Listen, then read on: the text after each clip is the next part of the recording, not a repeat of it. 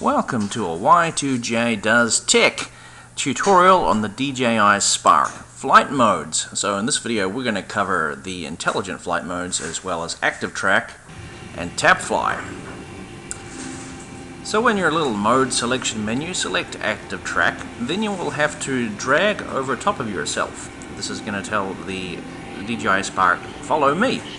Now you'll see on your screen here when the screen comes up for the readout, it'll say motor obstructed. The reason it's saying that is because I took off on this video from the ground, and the ground, there were some leaves there, so that's why it thinks motor is obstructed. It's not really obstructive, it's actually flying fine.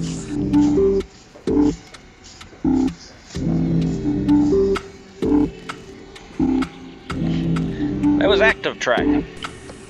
Now one thing about active track is that you can actually adjust the altitude as you go. I didn't realize this initially when I tried out active track, but you can.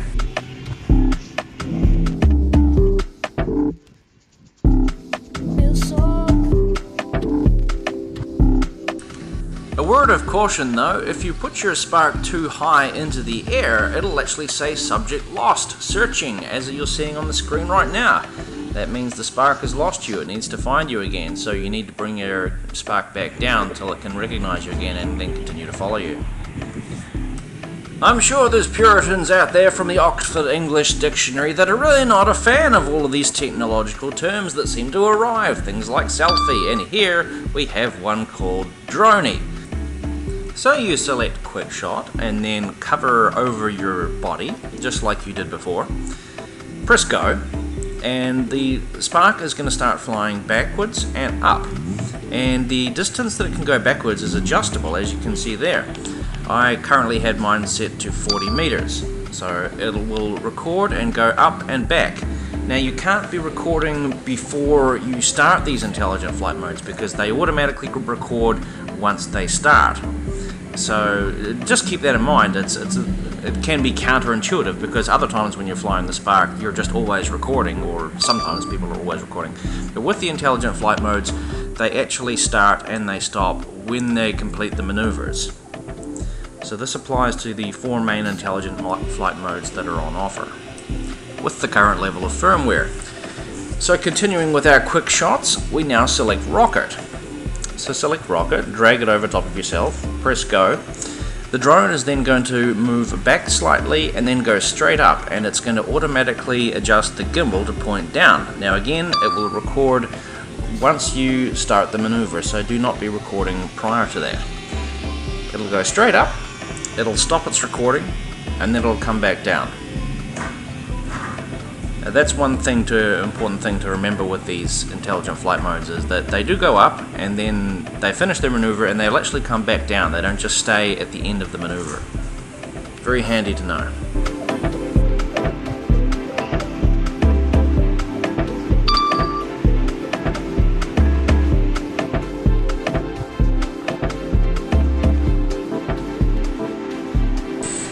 Moving along to circle. I love circle. Circle is pretty simple. It does a full 360-degree rotation. It doesn't do more than 360 degrees. So just keep that in mind. And when you are watching this little part here, it's actually circling very, very close to me, so the sensor is starting to beep because I'm too close.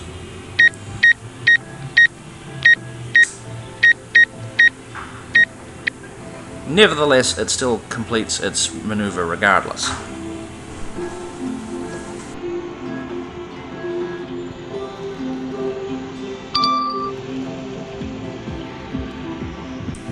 Lastly, we move on to helix, and I will advise you to use this mode with caution and be aware of what's around you and how far away that drone is potentially going to go. Now I'm standing in the middle of a park here, but there are still trees around, as you can see. So it's going to do a full 360-degree rotation, and look at this. Look how close the drone flies to a tree here. It actually nearly hit the top of that tree. I was quite afraid that it was going to. So it flies away and out and also up. And like the rest of the flight modes, it will come back to you once it's completed its maneuver, but just be aware, be wary of trees. You don't want to be banging into trees or buildings or really anything using this maneuver, because this maneuver is a little bit harder to predict than all of the other flight modes. Okay, this is the tap fly feature. Tap fly was not originally included with the original firmware of the Spark. Basically, it's pretty self-explanatory.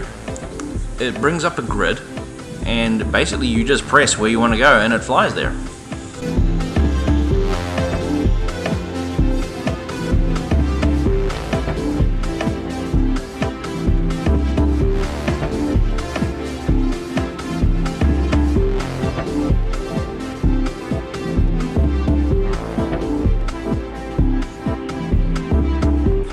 And one last thing to keep in mind about the tap fly feature is that after executing a tap fly and sending the drone on its way to its destination, you can cancel that tap fly by simply moving the sticks. So you can interrupt it just as I do right here in this part of the video.